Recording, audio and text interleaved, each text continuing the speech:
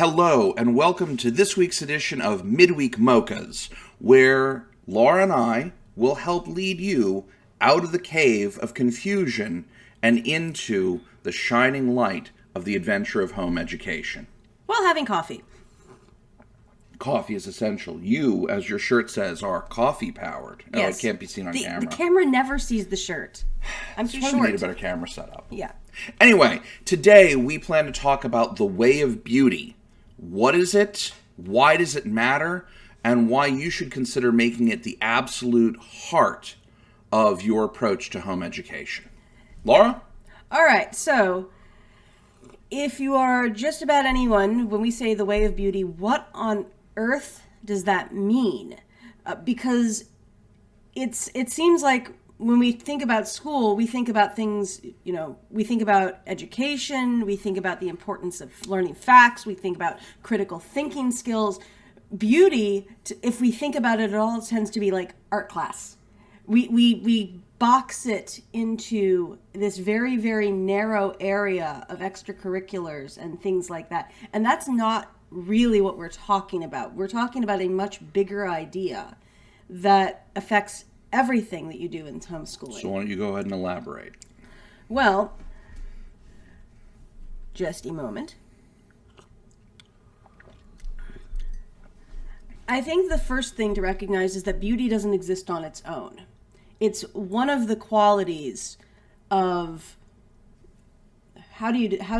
see, you are the person who would be better to describe this because you're much better at retelling stories without rambling off in a million different directions. I can, but you wrote the show notes and didn't show them to me before we started recording this. So I'm a little at a loss for where you want to take the show. Well, that is true. However, you, wearing the Plato's Cave one, could probably tell a little bit more about how beauty fits in with truth and goodness.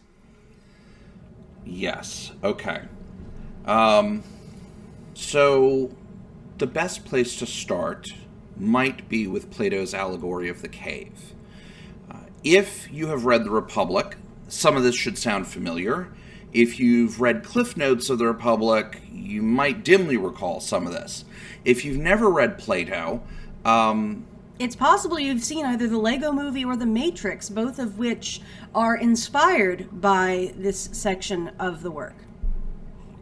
Yeah. So there are a number of discussions in Plato's The Republic, one of the Socratic dialogues that he wrote, where Socrates is a character and there's a bunch of other contemporaries who have conversations with him. And the whole thing is, in fact, written in dialogue form, so you know who's speaking and whatnot. And at one point in the course of the discussion, they're drinking heavily. It's late at night. They're talking through philosophy, because the Greeks didn't do philosophy while sober. And as I was advised in college, neither should you. Although coffee somehow doesn't seem to quite fit the bill of heavily watered wine, or unwatered wine for that matter. That's a different story. Anyway, Plato's allegory of the cave, he talks about how there's a man who finds himself seated, and he's living his normal life, and he realizes that he's actually chained to the ground, but that somehow his chains have become loose enough that he can get out of them. And he starts to look around because the chains affect the hands as well as the neck. The man is locked in where he's sitting. And it turns out that what he's watching that he thinks is reality isn't really real reality. It's a shadow of reality. And as he looks around, he sees that there are powerful beings behind him who keep projecting the shadows onto the wall.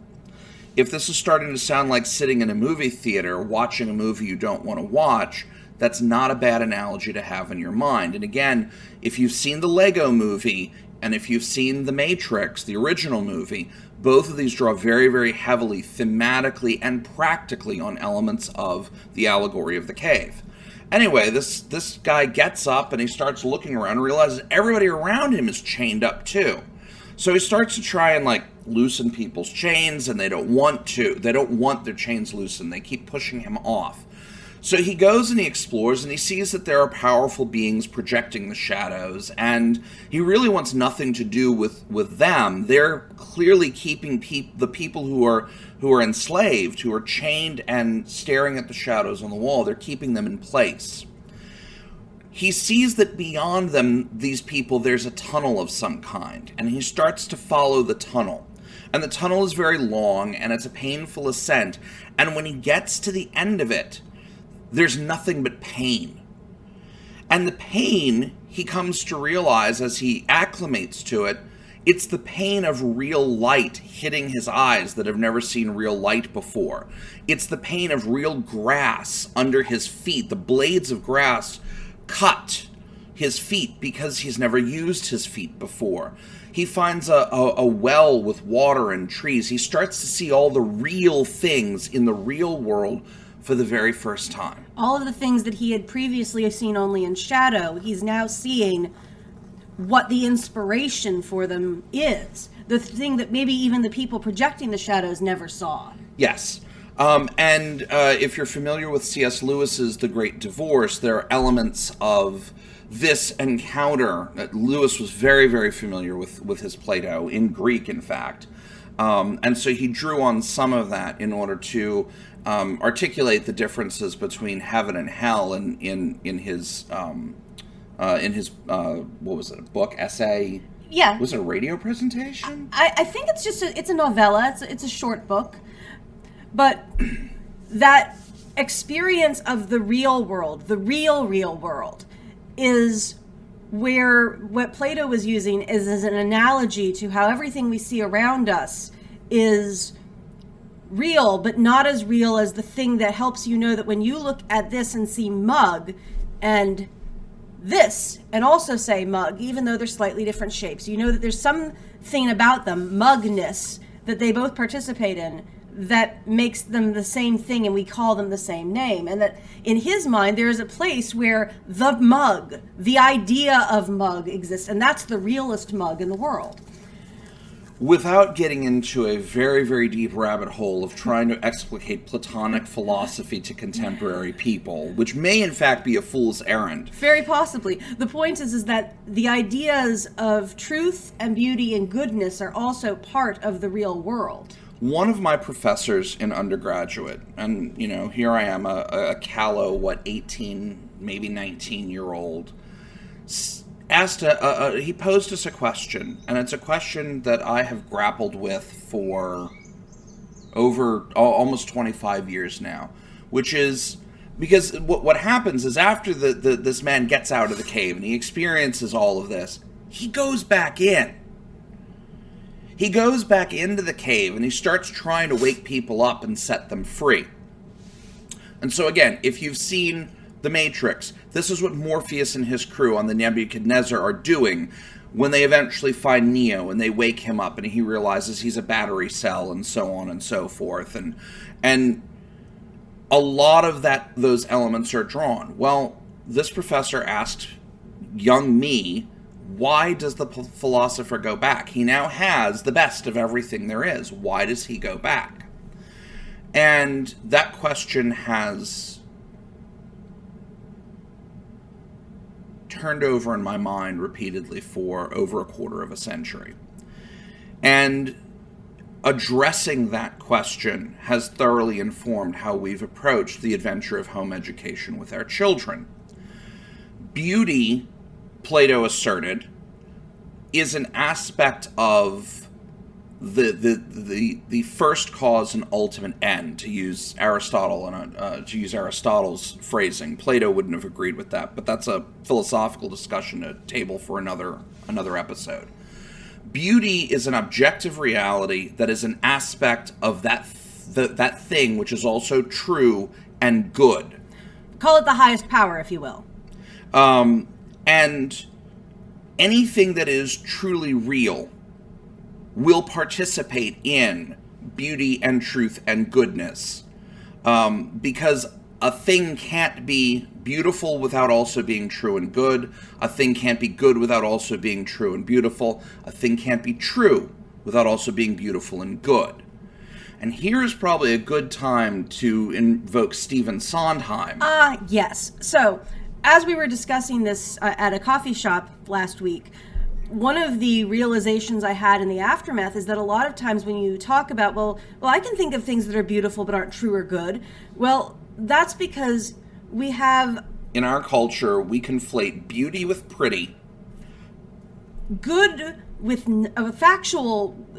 factual with truth. And we confuse nice with good. And that's why I thought up of Sondheim, because it actually started with Sondheim. There was a musical, Into the Woods, years ago, and I loved the character of Little Red. And she's got a song that she sings after she's been rescued from the wolf, where she's explaining sort of what led her into her predicament and what she's learned from the experience. And she ends up by saying, and though scary is exciting, nice is different than good. Because she had been led down that path because she liked the wolf because he was nice. So we are not talking about the nice, the factual, and the pretty. That's not a firm foundation for any sort of education.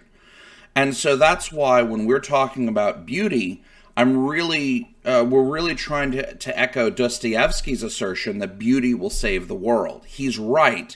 Part of what we hope to share with you over the course of this conversation and for future discussions is how you can, in your own education adventure with your own children and in your own life, explore and discover the true, the good, the beautiful. And so starting with the understanding that beauty isn't pretty. It's not that surface level of apparently attractive or nice looking, like Thomas Kincaid paintings are pretty. You can probably think of plenty of people who are not particularly good people who are exteriorly pretty. Well, that's the heart of the picture of Dorian Gray, Oscar Wilde's novel. Yeah, in fact, that was actually something Oscar Wilde did, because our tendency, because we recognize that true beauty does participate in truth and goodness, is to assume that the apparently beautiful person also has an apparently beautiful character. This is probably worth a slight sidebar on the whole question of beauty, because it is a popular truism in our society that beauty is in the eye of the beholder, and that is nonsense. Beauty exists subjectively, and it has objective rules around it, and you can ascertain objectively what is beautiful and differentiate it from what is not. You can ascertain through logic and dialectic what is true and separate it from what is false. And similarly, you can make a distinction, and you have to train your own children to make the distinction between what is good and what is evil. And we live in a culture that says not only do beauty, truth, and goodness not exist, the best substitutes for them are pretty, factual, and nice. We live in a culture that is allergic to making those moral formations and believes that education somehow has nothing to do with that. The problem is, if you aren't educating your own children in the true, the good, the beautiful, someone else is educating them in the ugly, the false, and the evil. And that's what schools today are doing. As a cursory glance at the evening news or social media accounts of the latest horror will demonstrate. Mm-hmm. If you're not positively habituating your children to how to recognize these things, if you're not correcting your own deformation of soul to move in this direction, then you're not. It doesn't happen accidentally. No, it doesn't. It's a positive movement towards a real thing. And that means it doesn't you don't just stumble into it. Although you can occasionally stumble upon an experience and be transformed by it. But we live in a culture that dismisses those experiences and delegitimizes them. Yes. But we're getting a bit far afield from what does this have to do with people trying to educate their children at home? Where do they start if they don't have this themselves, if they don't know where to begin? Well, we were actually on the tangent of beauty and whether it's only skin deep. Oh, yeah, and beauty is not only skin deep. Beauty is objectively real and has canons that can be evaluated. Yes. And we were actually talking about The Picture of Dorian Gray, because that is a fantastic novel for exploring the expectation. So, highly recommend it, by Oscar Wilde. There was a decentish movie adaptation of it years ago that had a very young Angela Lansbury in it. That's how long ago it was, which is about 70 years ago now. But... Pew coffee? Yes, please. So the premise of the story is that there's this beautiful young man, and one of his friends points out that he ought to have a portrait made of him.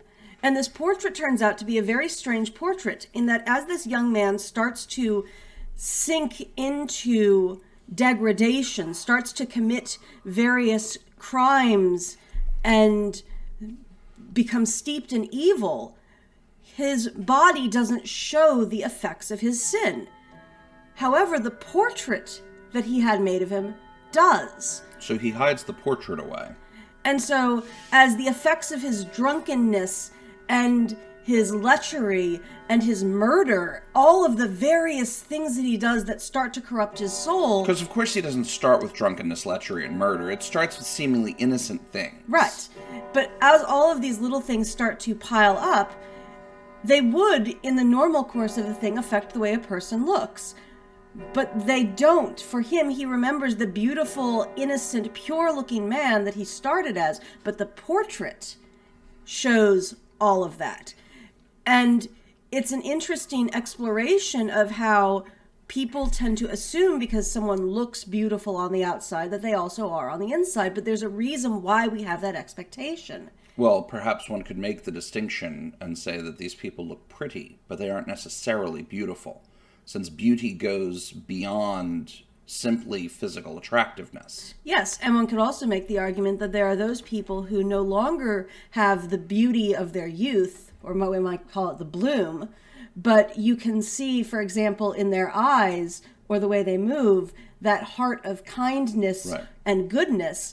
I remember when I was in Rome as a student, I met a nun. She had to be in her early 70s. Mm-hmm. Definitely no longer young, but she was one of the most beautiful people I ever met, because there was this shining joy and love in her presence, in the way she interacted with every person that I met. We were standing next to each other in St. Peter's, and she was someone I could call genuinely beautiful. And it was because there was not just physical beauty there. She probably had been a beauty in her youth, as we would describe it.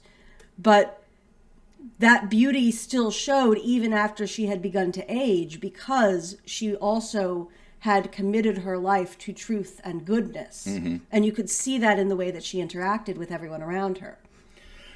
So in light of our contention that beauty is an objective reality and not a subjective opinion, and working off of Dostoevsky's assertion that beauty will save the world, why? The reason for that is that beauty can pierce the soul. Yeah. Beauty can have an impact when the mind is darkened to truth and the soul is habituated, the person is habituated to doing evil, and has been so habituated to it that they don't even recognize this man or woman doesn't even recognize that he or she is doing evil. Yes, and I think that idea of piercing the soul, it's that recognition that a lot of times we have an emotional block. I think the other day I was talking with our oldest son about this. He said, he's like, if you throw truth bombs at people, they get defensive. Yeah, they'll recoil, because sometimes the truth can hurt if it means you have to radically reform your life. Mm-hmm. And so people will often hide themselves from a truth if the consequences of that truth are too painful. Yes. If it means having to utterly reform my life, if it means having to make peace with someone that I don't want to make peace with, whatever the consequences are, if they are too painful to contemplate, then there is that tendency to recoil from truth. And the only thing that can pierce that shell is beauty. Yes. And that's because beauty speaks, I think, to the emotions. Mm-hmm. It speaks to the senses, and it speaks to very gut reactions to things. I think about... It sneaks past the watchful dragons, to use C.S. Lewis's phrase. Yes. So I would think that, experiences like there was the description that some of the Slavs had upon visiting a Byzantine, a liturgy in Constantinople. It was the Kievan Rus. It was the Kievan Rus in the 900s A.D. Writing back about their experience of liturgy at the Hagia Sophia, and they said, we did not know if we were in heaven or on earth. That is an experience of beauty, because it is a moment of stepping into something where the beauty is overwhelming. And it leads you to some reality that's not obvious, not physically obvious to you. Correct. Another experience might be reading a book. And it's not that the book described something factual. It wasn't making an argument. That book told a story that not only rang true, but that was beautiful. Mm-hmm. Beautiful in the way it's told, beautiful in the conclusion. There was something about it that had this incredibly satisfying feeling. And it's maybe only in the aftermath when you go back and you say, oh, I can see now that that book was the first thing that awakened me to this idea. Mm-hmm. But in the moment, what struck you was the beauty of it. Yes. And music, I think, has this capacity in particular. Beautiful music has the ability to affect the senses. It can take you from a place of feeling very out of sync and sort of almost like retune you. Yes. Because there's that sense of being, you feel discordant, and beautiful music can help reorganize you. Well, just as dissonant, ugly music can deform you. There's a reason that a big chunk of Plato's Republic is an argument about whether or not music should even be permitted in the ideal city, because it can be used to stir up the passions for martial purposes. It can be used to stir up the passions for lascivious and licentious purposes. It can also produce such beauty that it pierces the soul and realigns it, and can reorder society if properly applied. And I remember when we were reading that, I thought at the time, it's like, this is ridiculous. They're arguing over music. How on earth does that affect it?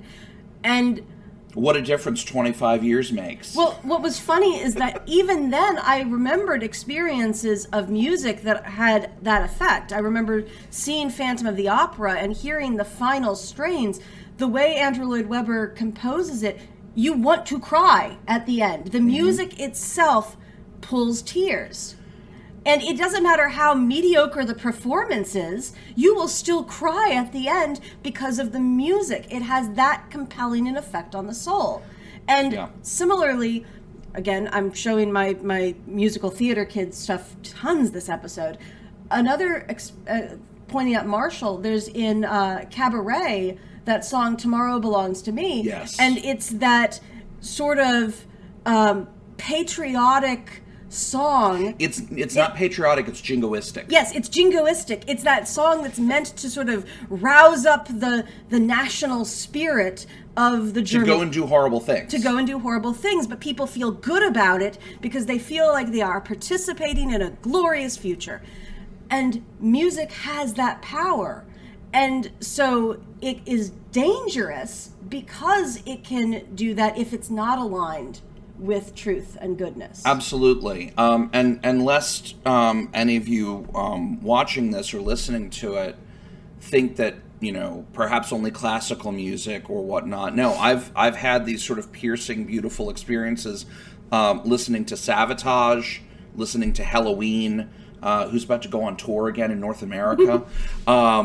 There are exceptionally good compositions, even within contemporary popular music, and certainly I find it easier to have those experiences. I still remember the first time I heard Beethoven's Pathetique Sonata, and it just, wow. Even today, if I put that, or say Pachelbel's Canon in D, much reviled though it is, if I put those pieces on, they can completely alter my mood. And that's actually at the heart of what Dr. Suzuki was looking to do following the devastation of World War II. Yeah, I mean, actually, in a great way of, if you say beauty will save the world, well, how? How on earth does beauty save the world? Well, one of the arguments was what gave us the Suzuki method of initially teaching violin and later piano and other instruments.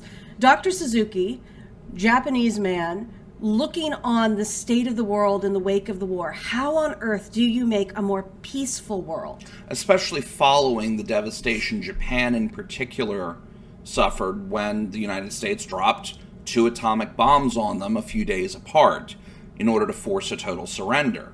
And so you've got so much going on there. And when you say peace, not just sort of a negotiated peace, but truly peaceful, the peace that comes from men living as brothers and recognizing fellow human beings as human beings. And thus being able to live in harmony. And harmony is not monotony. It's not everyone living exactly the same way, eating the same foods, wearing the same clothes, doing the same things. Having the same thoughts. Having the same thoughts. Monotony is the goal of your totalitarian systems because it makes people easier to control and manipulate. Suzuki was looking for how do people live in harmony, which means they each flourish with their individual differences and idiosyncrasies, but there's a way in which society is ordered because the souls are tuned appropriately that they can complement each other. Yes, and musically, harmony is when you play 2 notes and they sound good together. You play a chord and the chord feels good, and I mean that that's the only way to describe it, because if you without getting into musical theory, without getting into musical theory, but musical theory is the art of telling you which chords are going to sound good and feel peaceful and beautiful and right, and will also tell you which are the chords or note combinations that will feel discordant, that will feel off. There's one that's known as the tritone, where it feels evil, and composers will use this to very good effect if they're trying to write a piece of music that conveys evil. If you've watched a horror movie in the last 100 years, you've heard the tritone whether you realize it or not. And you've certainly heard it if you've watched Star Wars. It's used very effectively in certain in certain musical pieces to convey the evil of the First Order or the Empire or other bad guys, and the point of the music is to bring you back to harmony as you overcome that. Right. And what you are looking for is, how do you create a society that acts harmoniously, that acts like musical notes meant to be played together? And what Suzuki thought was, well, maybe teaching music, because music transcends language. Music can be supranational. Yes. You can meet someone from across the world, but if you both share the language of music, you can communicate with each other through beauty. Which is more or less the popular story of how jazz comes about in the first place. Mm-hmm.